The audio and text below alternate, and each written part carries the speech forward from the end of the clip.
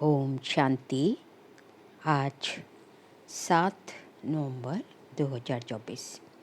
आज के ईश्वरी महावाक्यों में हमारे परमपिता परमात्मा शिव कहते हैं, मीठे बच्चे, शिव बाबा आया है तुम्हारे सब भंडारे भरपूर करने। कहा भी जाता है भंडारा भरपूर, काल कंटक दूर। शिव बाबा आया है तुम्हारे सब भंडारे भरपूर करने। कहा भी जाता है भंडारा भरपूर, काल कंटक दूर। प्रश्न है, ज्ञानवान बच्चों की बुद्धि में किस एक बात का निश्चय पक्का होगा? उत्तर है, उन्हें दृढ़ निश्चय होगा कि हमारा जो पाठ है वह कभी घिसता मिटता नहीं। मुझ आत्मा में 84 जन्मों का अविनाशी पाठ नूंधा हुआ है। यही बुद्धि में ज्ञान है तो ज्ञानवान है, नहीं तो सारा ज्ञान बुद्धि से उड़ जाता है। ओम शांति। बाप आकर रूहानी बच्चों प्रति क्या कहते हैं, क्या सेवा करते हैं? इस समय बाप ये रूहानी पढ़ाई पढ़ाने की सेवा करते हैं। ये भी तुम जानती हो, बाप का भी पाठ है, टीचर का भी पाठ है और गुरु का भी पाठ है। तीनों पाठ अच्छे बजा रहे हैं। तुम जानते हो वह बाप भी है, सद्गति देने वाला गुरु भी है और सबके लिए है। छोटे बड़े बूढ़े जवान सबके लिए एक ही है। सुप्रीम बाप सुप्रीम टीचर है, बेहद की शिक्षा देते हैं। तुम कॉन्फ्रेंस में भी समझा सकते हो कि हम सबकी बायोग्राफी को जानते हैं। परमपिता परमात्मा शिव बाबा की जीवन कहानी को भी जानते हैं। नंबरवार सब बुद्धि में याद होना चाहिए। सारा विराट रूप जरूर बुद्धि में रहता होगा। हम अभी डायरेक्ट ब्राह्मण बने हैं।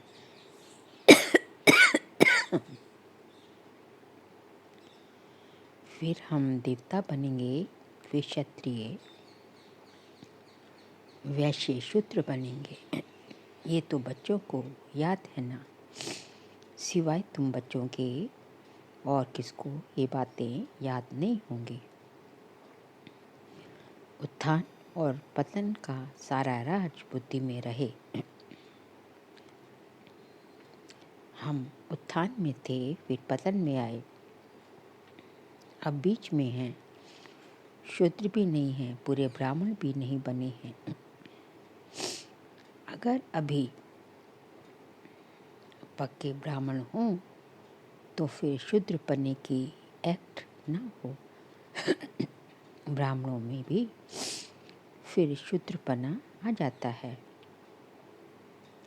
ये भी तुम जानते हो कब से पाप शुरू किए हैं, जब से कामचिता पर चढ़े हैं। तो तुम्हारी बुद्धि में सारा चक्र है। ऊपर में है परमपिता परमात्मा बाप, फिर तुम वो आत्माएं। ये बातें तुम बच्चों की बुद्धि में जरूर याद रहनी चाहिए। अभी हम ब्राह्मण हैं, देवता बन रहे हैं, फिर वैश्य शूद्र डायनेस्टी में आएंगे। बाप आकर के हमको शूद्र से ब्राह्मण बनाते हैं, फिर हम ब्राह्मण से देवता बनेंगे। ब्राह्मण बन कर्मातीत अवस्था को प्राप्त कर फिर वापस जाएंगे। तुम बाप को भी जानते हो, बाजोली का 84 के चक्र को भी तुम जानते हो। बाजोली से तुमको बहुत इजी कर समझाते हैं। तुमको बहुत हल्का बनाते हैं ताकि अपने को बिंदी समझ और झट भागेंगे। स्टूडेंट क्लास में बैठे रहते हैं तो बुद्धि में स्टडी ही याद रहती है। तुमको भी ये पढ़ाई याद रहनी चाहिए। अभी हम संगम पर हैं, फिर ऐसे चक्र लगाएंगे। ये चक्र सदैव बुद्धि में फिरता रहना चाहिए। ये चक्र आदि का नॉलेज तुम ब्राह्मणों के पास ही है, न कि शूद्रों के पास। देवताओं के पास भी ये ज्ञान नहीं है। अभी तुम समझते हो भक्ति मार्ग में जो चित्र बने हैं सब डिफेक्टेड हैं। तुम्हारे पास हैं एक्यूरेट, क्योंकि तुम एक्यूरेट बनते हो। अभी तुमको ज्ञान मिला है, तब समझते हो भक्ति किसको कहा जाता है, ज्ञान किसको कहा जाता है। ज्ञान देने वाला बाप ज्ञान का सागर अभी मिला है। स्कूल में पढ़ते हैं, एम ऑब्जेक्ट का मालूम तो पड़ता है ना। भक्ति मार्ग में तो एम ऑब्जेक्ट होती नहीं। ये थोड़े ही तुमको मालूम था कि हम ऊंच देवी देवता थे, फिर नीचे गिरे हैं। अब जब ब्राह्मण बने हो तब पता पड़ा है ब्रह्मा कुमार कुमारियाँ जरूर आगे भी बने थे। प्रजापिता ब्रह्मा का नाम तो पाला है, प्रजापिता तो मनुष्य है ना। उनके इतने ढेर बच्चे हैं, जरूर एडॉप्टेड होने चाहिए। कितने एडॉप्टेड हैं। आत्मा के रूप में तो सब भाई भाई हो। अभी तुम्हारी बुद्धि कितनी दूर जाती है। तुम जानते हो जैसे ऊपर में स्टार्स खड़े हैं, दूर से कितने छोटे दिखाई पड़ते हैं। तुम भी बहुत छोटी सी आत्मा हो।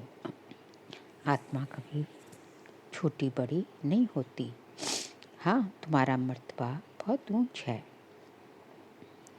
उनको भी सूर्य देवता चंद्रमा देवता कहा जाता है। सूर्य बाप, चंद्रमा माँ कहेंगे। बाकी आत्माएं सब हैं नक्षत्र सितारे। तो आत्माएं सब एक जैसी छोटी हैं। यहाँ आकर पार्थारी बनती हैं। देवताएं तो तुम ही बनते हो। हम बहुत पावरफुल बन रहे हैं। ज्ञान को याद करने से, बाप को याद करने से हम सतोप्रधान देवता बन जाएंगे। नंबरवार थोड़ा थोड़ा फर्क तो पड़ता है। कोई आत्मा पवित्र बन सतोप्रधान देवता बन जाती है, कोई आत्मा पूरा पवित्र नहीं बनती है। ज्ञान को जरा भी नहीं जानती है। बाप ने समझाया है, बाप का परिचय तो जरूर सबको मिलना चाहिए। पिछाड़ी में बाप को तो जानेंगे ना। विनाश के समय सभी को पता चलता है कि बाप आया हुआ है। अभी भी कोई कोई कहते हैं भगवान जरूर कहाँ आया हुआ है, परंतु पता नहीं पड़ता। समझते कोई भी रूप में आ जाएगा। मनुष्य मत तो बहुत है ना। तुम्हारी है एक ही ईश्वरीय मत। तुम ईश्वरीय मत से क्या बनते हो? एक है मनुष्य मत, दूसरी है ईश्वरीय मत, और तीसरी है देवता मत। देवताओं को भी मत किसने दी? बाबा ने। बाप की श्रीमत है ही श्रेष्ठ बनाने वाली। श्री श्री बाप को ही कहेंगे, ना कि मनुष्य को। श्री श्री ही आकर श्री बनते हैं। श्री श्री ही आकर श्री बनाते हैं। देवताओं को श्रेष्ठ बनाने वाला बाप भी है। उनको भी श्री श्री कहेंगे। बाप कहते हैं, मैं तुमको ऐसा लायक बनाता हूँ। उन लोगों ने फिर अपने पर श्री श्री का टाइटल रख दिया। कॉन्फ्रेंस में भी तुम समझा सकते हो। तुम ही समझाने लिए निमित्त बने हुए हो। श्री श्री तो है ही एक शिव बाबा जो ऐसा श्री देवता बनाते हैं। वो लोग शास्त्रों आदि की पढ़ाई पढ़कर टाइटल से वो लोग शास्त्रों की पढ़ाई पढ़कर टाइटल ले आते हैं। तुमको तो श्री श्री बाप ही श्री अर्थात श्रेष्ठ बना रहे हैं। ये है ही तमो प्रधान भ्रष्टाचारी दुनिया। भ्रष्टाचार से जन्म लेते हैं। कहाँ बाप का टाइटल, कहाँ ये पतित मनुष्य अपने पर रखते हैं। सच्ची सच्ची श्रेष्ठ महान आत्माएं तो देवी देवता है ना। सतो प्रधान दुनिया में कोई भी तमो प्रधान मनुष्य हो न सके। रजों में रजो मनुष्य ही रहेंगे, ना कि तमोगुणी। वर्ण भी पाए जाते हैं ना। अभी तुम समझते हो, आगे तो हम कुछ नहीं समझते थे। अब बाप कितना समझदार बनाते हैं। तुम कितना धनवान बनते हो। शिव बाबा का भंडारा भरपूर है। शिव बाबा का भंडारा कौन सा है? अविनाशी ज्ञान रत्नों का। शिव बाबा का भंडारा भरपूर, कालकंटक दूर। बाप तुम बच्चों को ज्ञान देते हैं। खुद है सागर, ज्ञान रत्नों का सागर है। बच्चों की बुद्धि बेहद में जानी चाहिए। इतनी ही करोड़ आत्माएं सब अपने अपने शरीर रूपी तख्त पर विराजमान है। ये बेहद का नाटक है।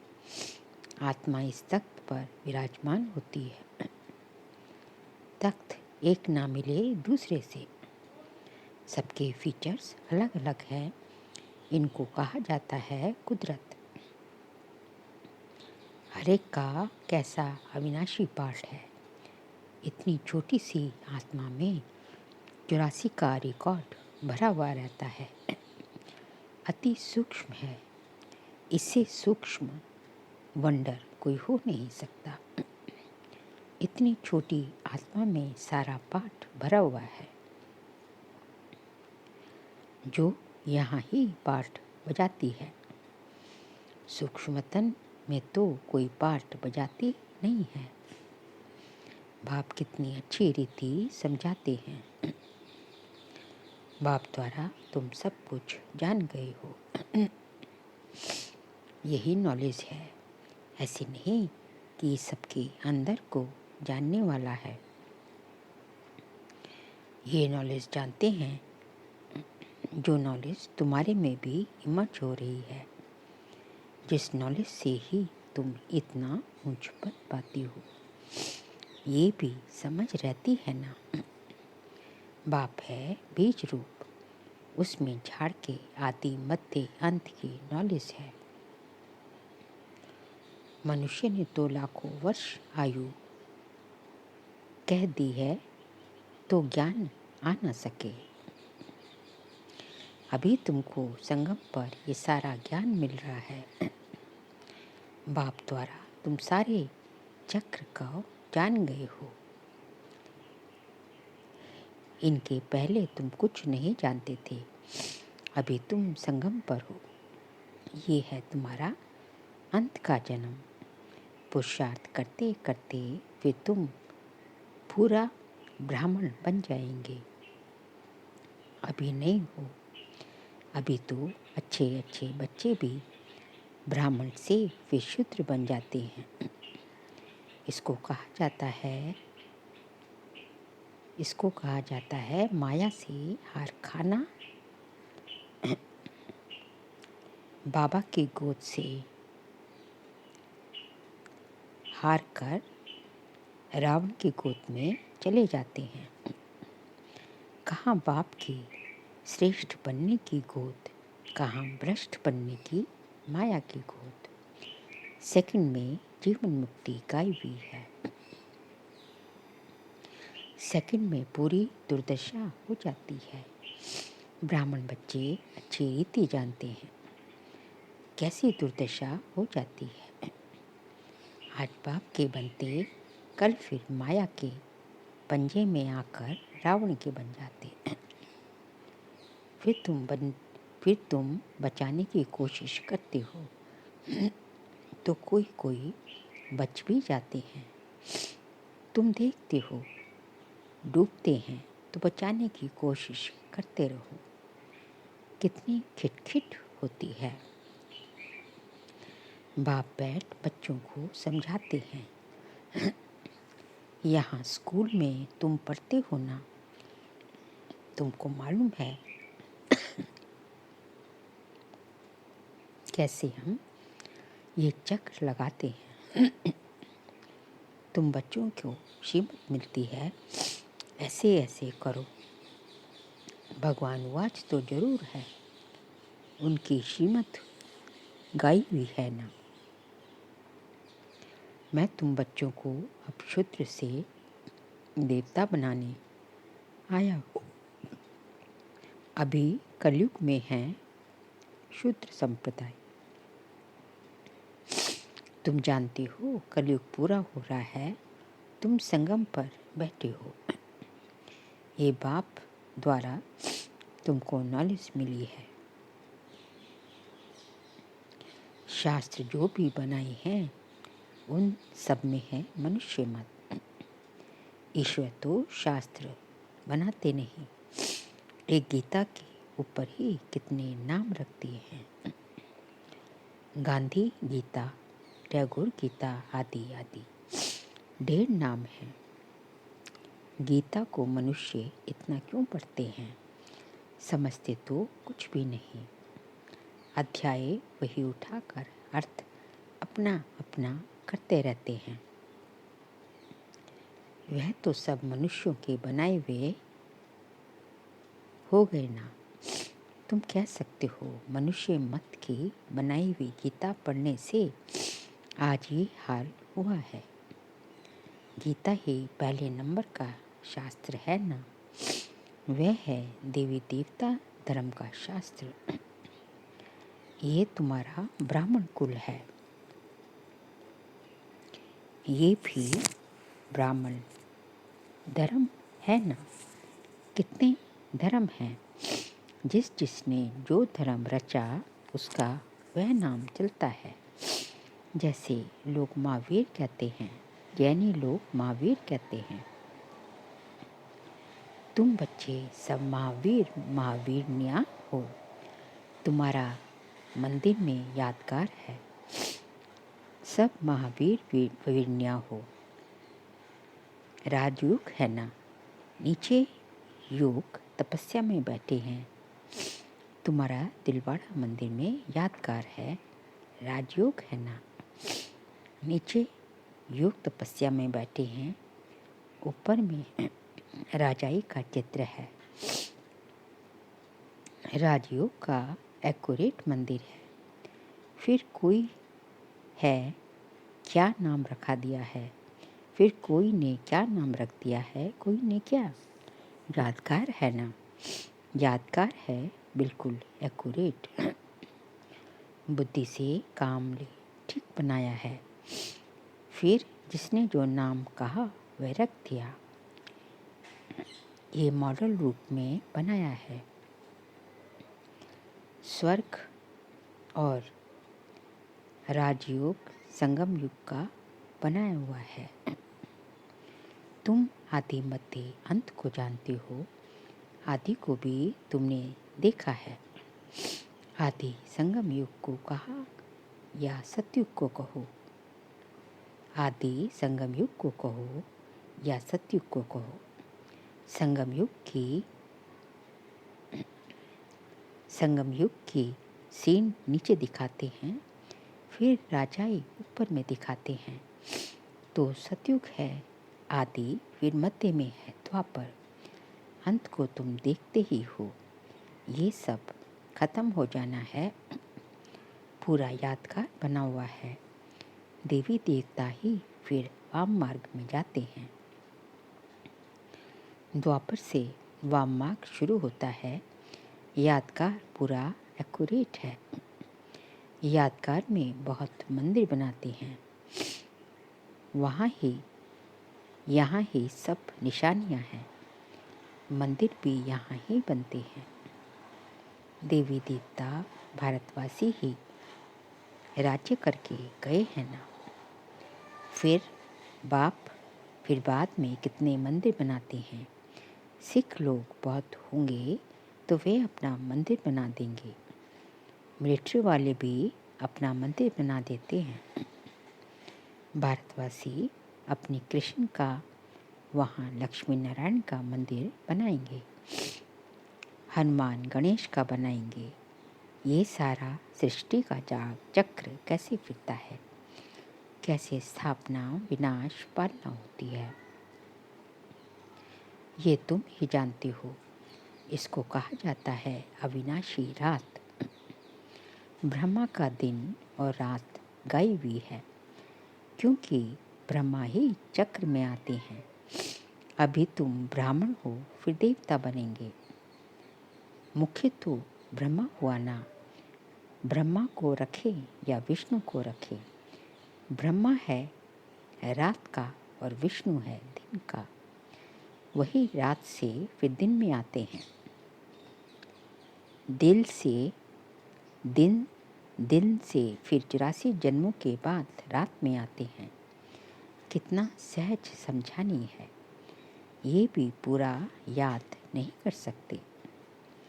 पूरी रीति नहीं पढ़ते हैं तो नंबरवार पुरुषार्थ अनुसार पद पाते हैं। जितना याद करेंगे सतो प्रधान बनेंगे। सतो प्रधान सो भारत तमो प्रधान। बच्चों में कितना ज्ञान है, ये नॉलेज सिमरन करनी है। ये ज्ञान है ही नई दुनिया के लिए, जो बेहद का बाप आकर देते हैं। सब मनुष्य बेहद के बाप को याद करते हैं। अंग्रेज लोग भी कहते हैं ओ गॉड फादर, लिबरेटर, गाइड। अर्थ तो तुम बच्चों की बुद्धि में है। बाप आकर के दुख की दुनिया आयरन एज से निकाल गोल्डन एज में ले जाते हैं। गोल्डन एज जरूर पास होकर गया है, तब तो याद करते हैं ना। तुम बच्चों को अंदर में बहुत खुशी रहनी चाहिए, और देवी धर्म भी और देवी कर्म भी करने चाहिए। अच्छा, मीठे मीठे सिकिलते बच्चों प्रति माता पिता बाप दादा का याद प्यार और गुड मॉर्निंग। रूहानी बाप की रूहानी बच्चों को नमस्ते। हम रूहानी बच्चों की रूहानी बाप दादा को नमस्ते नमस्ते नमस्ते। सार के लिए मुख्य पॉइंट है, बाप से जो अविनाशी ज्ञान रत्नों का अकुट खजाना मिल रहा है, उसे स्मृति में रख बुद्धि को बेहद में ले जाना है। इस बेहद नाटक में कैसे आत्माएं अपने अपने तख्त पर विराजमान हैं, इस कुदरत को साक्षी हो देखना है। सेकंड पॉइंट, सदा बुद्धि में याद रहे कि हम संगम युगी ब्राह्मण हैं। हमें बाप की श्रेष्ठ गोद मिली है। हम रावण की गोद में जा नहीं सकते। हमारा कर्तव्य है डूबने वालों को भी बचाना। आज का बाबा का वरदान है, व्यर्थ संकल्प रूपी पिलर्स को आधार बनाने के बजाय सर्व संबंध के अनुभव को बढ़ाने वाले सच्चे स्नेही भव। व्यर्थ संकल्प रूपी पिलर्स को आधार बनाने के बजाय सर्व संबंध के अनुभव को बढ़ाने वाले सच्चे स्नेही भव। माया कमजोर संकल्प को मजबूत बनाने के लिए बहुत रॉयल पिलर्स लगाती है। बार बार यही संकल्प देती है कि ऐसा तो होता ही है, बड़े बड़े भी ऐसा करते हैं, अभी संपूर्ण तो हुए नहीं हैं, जरूर कोई ना कोई कमजोरी तो रहेगी ही। ये व्यर्थ संकल्प रूपी पिलर्स कमजोरी को और मजबूत कर देते हैं।